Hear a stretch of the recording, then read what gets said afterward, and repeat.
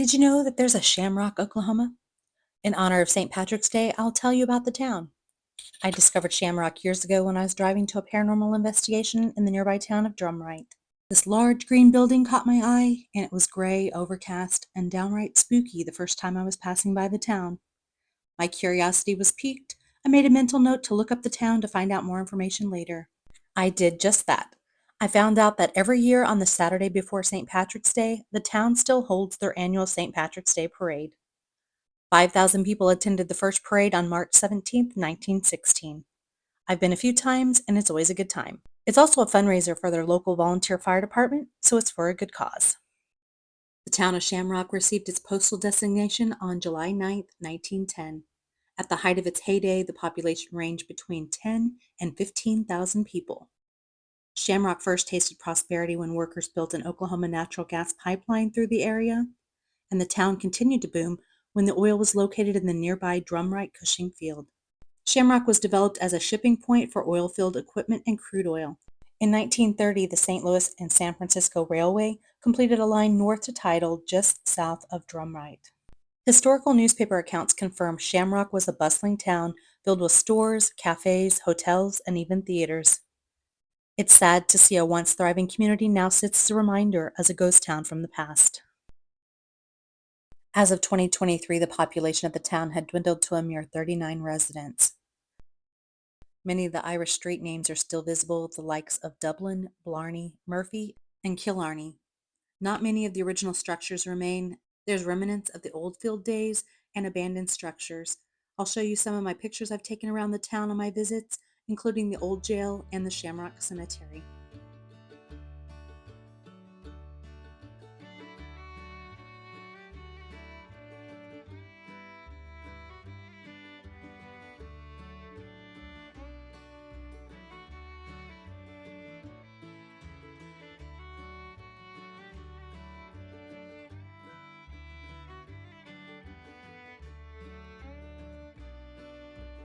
I was told by a local this was once part of the vault of the old bank.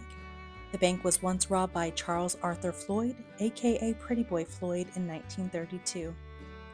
If you missed my video on visiting his gravesite, I will link that up above.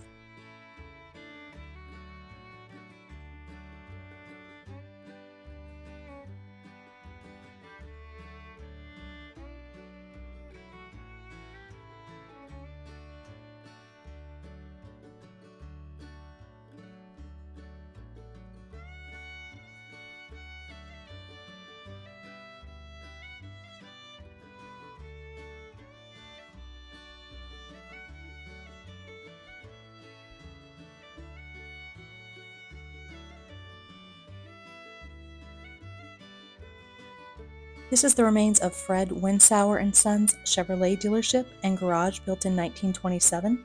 A local man said at one time it was also a filling station and a tragic event occurred here. If you're interested in knowing more about that, let me know and I'll put that in the comments. I tried to find out more information about Fred. I found he was born in Germany in 1881 and he served in World War I. I did not locate any pictures of the garage when it was in operation.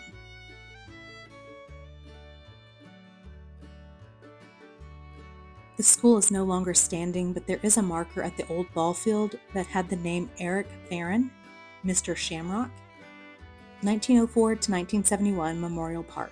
Turns out Mr. Farron was the former mayor of Shamrock. I located this picture of him taken for a story in the Daily Oklahoman newspaper.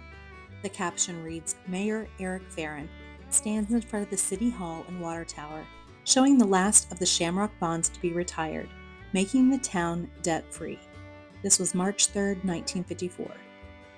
The town of Shamrock became unincorporated when the Board of Trustees voted to dissolve the town in June of 2010.